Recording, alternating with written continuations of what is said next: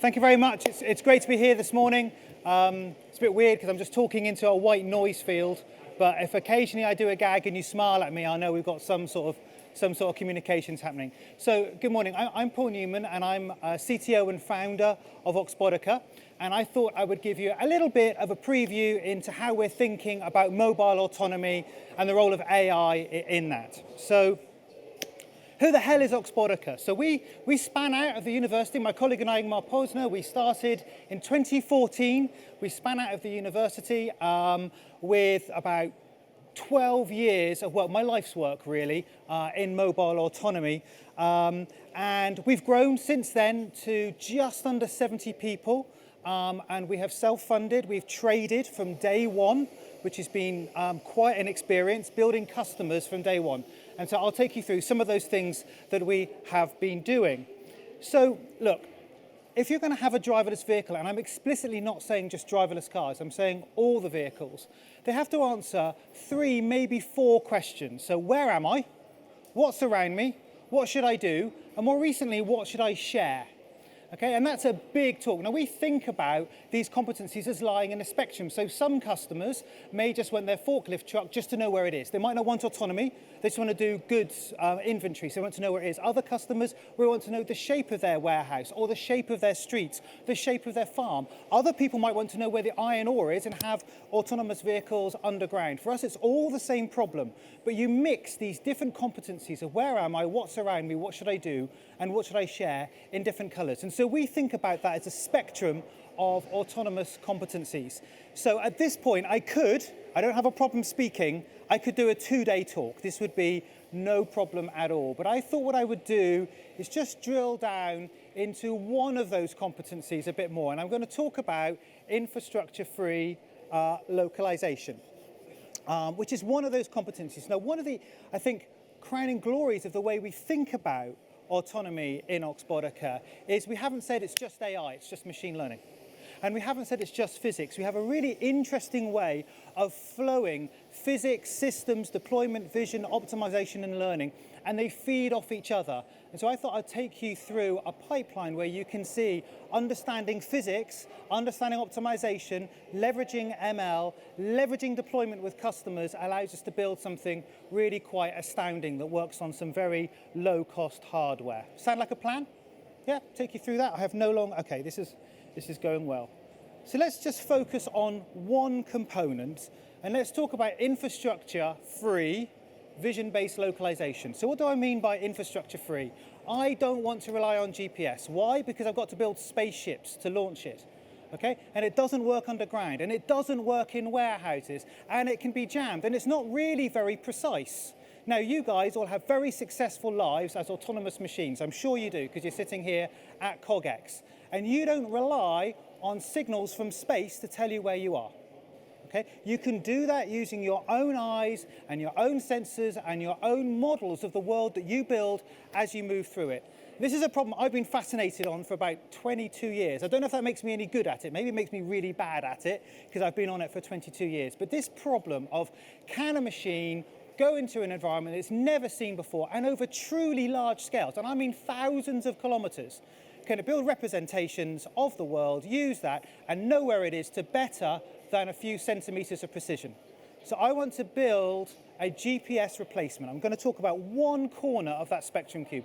I want to build a GPS INS replacement that just uses cameras, and I want it to work everywhere. Okay, and we've done that. And I'm going to walk you through some of the ideas that we've used in doing that. Okay, so we've built, if you like, a GPS replacement. And this is a tableau of 16 videos, all synchronized, of the same place in Oxford. So if I stop that at any point, which I will do, that's all the same place. And actually the system has synchronized these itself. So we have a system I'm going to walk you through called Dub4. So why is it called Dub4? Because I want to localize wherever, whenever, whatever the weather. So it's got 4 W's, so Dub4.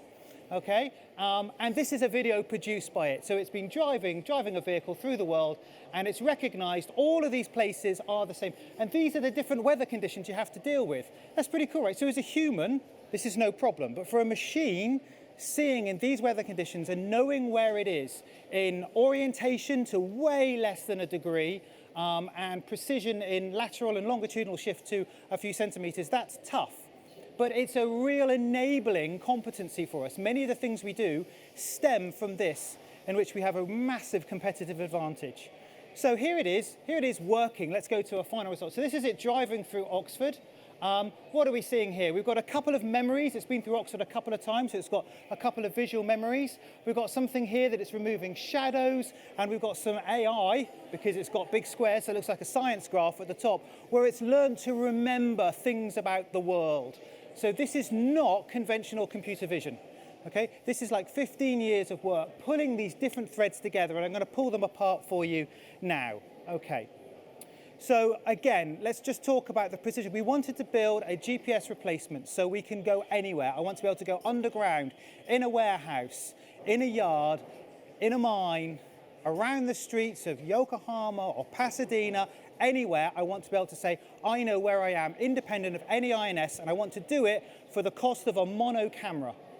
That's what we've got here. And this is the sort of precision that we're getting. Over 1,000 kilometers we drove as one of our tests. And it's quite cool to be able to draw the errors in meters and degrees on the same axes. So we're getting about half a degree error in orientation and a few centimeters standard deviation in all weathers 24/7 around the UK. So let's talk about some of the places that we have run that in. So here it is in a driverless car. So in the north of England in the rain, in crappy traffic in Oxford, some high-speed B-road stuff up in the north of England, and in congested traffic. So yes, of course, the driverless car stuff. Here we are doing last-mile delivery with Ocado. So no driver in here, so completely L5 at that point in that test there. This bloke here was the first bloke to get his cabbages delivered autonomously, we think, in the world. With Ocado, so you could book online, and an autonomous vehicle came up. We ran this for 3 weeks around central London. We had 0 interventions from a human. It just worked for 3 weeks in this environment. So those are some quite nice statistics. Ports, same problem. So here we are in Singapore, and we went out, stuck the camera on the vehicle. 13 minutes later, we were driving around, and the vehicle was localizing in a place where GPS doesn't work. And here it's predicting what you're going to be driving. It's a bit of a boring bit here. It's going straight, but it will know we'll be turning a corner soon. Again, just running on a very simple, low-cost laptop as well. Defense is a kind of a big one as well. So because this doesn't use laser, this particular competency I'm talking about, doesn't rely on GPS, it's completely stealth. So here we're going through environments. I like our Jurassic Park video. It's actually called Jurassic Park.autonomy at the top left, where we're going through forests. There is no sky to see, and we're hitting the path that we drove before to better than a centimeter as we come around. So there's a big market for there in defense for us. Mining. And what the point I'm trying to make here is, in all of these domains, we're running exactly the same code on the same day. We're in 4 continents with 6 different customers in 6 different domains running exactly the same code, because we haven't built something for a driverless car. Driverless cars is one of the domains it can work in. We've built a thing that is common to all of them. So again, there's some mining stuff. Airports. So we ran autonomously in Heathrow for a couple of weeks, airside. And our partners, XL Catlin, very kindly provided the insurance to do this, and I'm going to talk about insurance in a moment. But we really were autonomous next to 777s. That does make you keen on your code control there, that when you press go, it's going to do something when there's a 777 in the rear view mirror. It was one of the best texts I've ever received from one of the engineers. Okay, good. So how can machine learning help us on this? So those are some of the application domains. Here we are in working in different weathers. Can some machine learning make this easier for us? Well, one of the things we can do is we can do our own rain dance. So this is 2 videos. This here is synthetic rain.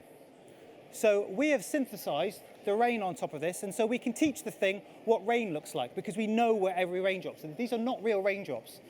But this is done with physics. This is not done with machine learning. Physics is still true. Okay, Newton said some really good stuff, as did Fresnel, and you can look it up and you can use it.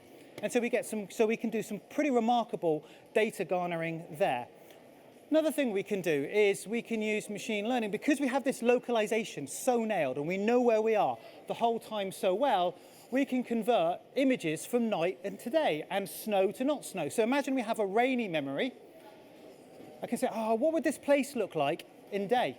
Okay, in daylight. So take the rain away. So this is an image transformer that we've trained, and it's removed the effect of the rain.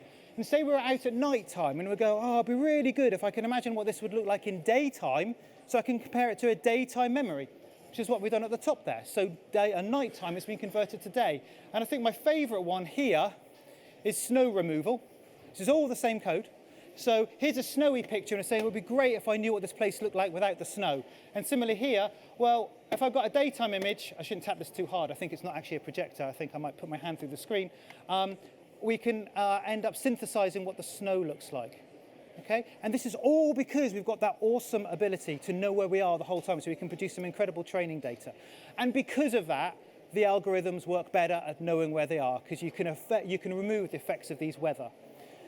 So if we've got this localization so nailed, making 3D models is now trivial. So this is us just driving through Abingdon with a single laser, and we're producing extraordinary colored 3D models because we have the orientation down to sort of almost milliradian kind of degrees, and the timing done so well, we can produce incredible movies. And this is the streaming of that vehicle in front. So we can use those things offline. So one of the things we can do is we can now use that, because we have this localization that no one else can get to, and we're using no GPS wherever we are, we can produce some incredible training data, which is what we're doing. So one of the ways we can use that training data is to produce ephemerality masks. So give me a mono image, what stuff should I ignore? We have not built a car detector, bike detector, people detector. We've built something that, given a mono image, tells me what stuff is a little bit sketchy and is likely to move. So please don't build memories of place that involve any of this stuff in red. In fact, don't do any computer vision on any of the stuff in red. Again, just for mono images. And it's because we've got that fundamental ability to localize. Again, here's another case. Because we've got that ability to localize and build models, we can train us to see through cars. So here's some work, and we're spotting here where the curb is, even though you can't see the curb. But we know that the guys that parked those cars did see the curb. So you can transfer that. So we're seeing through vehicles here now to build maps. So that's working quite. And again, it's from that fundamental competency of knowing where you are. Here's another example of using the same thing, again in ML. So we drive through a city, but because we know where we are so well, independent of anybody else's maps, we don't need any HD maps to do this, we can produce suggestions from a mono image of where you should drive. So this, for example, goes into our planner. We have not built a car detector, person detector, bike detector here at all. It's learning that given this image, this would be a good route to drive, because I've watched humans drive for a year. And this is kind of what they do when you see this kind of stuff. And if a car pulls out, most of the humans pulled around the car. Okay, that would seem a good suggestion. It's not what we do, it's a suggestion of what goes into the planner. And here's some physics. So let's move away from the machine learning. So here you go. So I know about shadows are a problem in computer vision, okay, because they move, and the sun rotates, and the sun comes in and out, and the earth rotates, and trees move. So shadows are a problem. What are we going to do about that? Well, you can hit the textbooks, and there's physics. We know a lot about the sun. We know a lot about the sun, and we know a lot. I'm not actually going to get you to do this integral, by the way, okay? Don't worry. We know a lot about cameras because we make them, and we write manuals about cameras, and we can read them.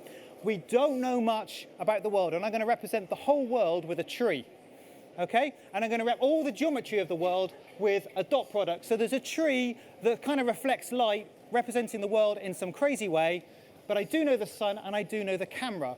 There's a little bit of physics you can do on this integral that allows you to remove the effect of shadows. It's a really simple thing when you get down to the physics. And I love this picture. So here's the same place in different shadows at different time of day. A one line of code that's super special converts us to the same image. The shadows have been removed. Pretty nice. So look at this building. That's gone to the same color. Look at the shadows in front of that where the trees are. They've been removed. And can you see this guy here? There's a sort of a darker shading here. That's actually the material properties of the tarmac that's different. And that's coming from some physics. So we advocate the use of ML, physics, thinking, optimization, and deployment to be able to build really quite remarkable autonomy components. And here you go. Here's the same place with all the shadows removed. Okay, so we're a big advocate of using physics when physics tells you something, and it's important, I think, not to say everything has to be learned. And all of that runs on a box that size. So that's the computer that we run this on, and that is not a jumbo oversized business card, okay? That's a normal sized business card. The thing's written entirely in C++ and has no open source dependencies, and we own the complete stack. And we're licensing this as we speak.